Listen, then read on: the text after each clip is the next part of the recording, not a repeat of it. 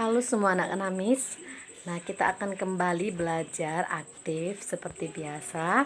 Kita akan memulai pembelajaran kita itu dari tema yang pertama untuk pembelajaran kelas 6 ini. Nah, tema yang pertama itu yaitu tentang selamatkan makhluk hidup. Nah, anak-anak, coba kamu sekarang perhatikan dulu gambar yang ada pada cover sub tema pertama ini. Apa yang bisa kamu sampaikan dari gambar yang kamu amati ini? Ya, ada banyak aktivitas makhluk hidup di sini ya. Kita lihat di sini keadaannya cukup rindang, banyak tanaman hijau dan pohon-pohonan. Lalu kita lihat beberapa aktivitas hewan maupun manusia.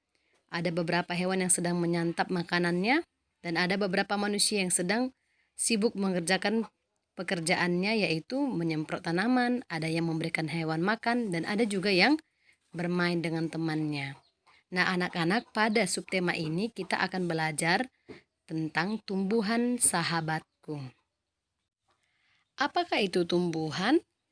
Kamu pastinya sudah sering melihat contoh tumbuhan seperti gambar yang kita lihat tadi ya anak-anak. Tumbuhan merupakan sumber kehidupan bagi semua makhluk hidup. Ada banyak jenis tumbuhan yang dapat kita temukan di lingkungan sekitar kita. Salah satu contoh tumbuhan yang tidak asing lagi bagi kita yaitu tanaman jagung. Bagaimana jagung berkembang biak? Jagung merupakan salah satu tanaman yang dijadikan bahan makanan pokok di berbagai daerah, salah satunya yaitu di Indonesia. Di Indonesia, penduduk Pulau Madura menjadikan jagung sebagai makanan pokoknya.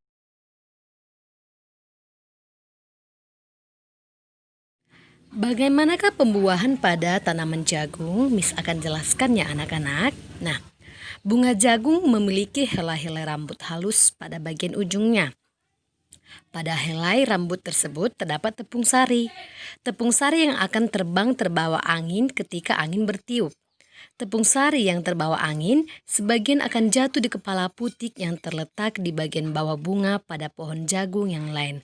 Ketika itulah terjadi pembuahan. Setelah terjadi pembuahan, bunga jagung tersebut terus berkembang hingga menjadi buah jagung. Perkembangan itulah yang dapat diamati dari waktu ke waktu. Buah jagung akan siap dipanen ketika rambut jagung sudah berwarna kecoklatan dan bagian tongkolnya sudah mengering. Apabila buah jagung tersebut dikupas akan memperlihatkan biji jagung yang kekuningan. Bagian yang dimakan oleh manusia adalah biji jagung.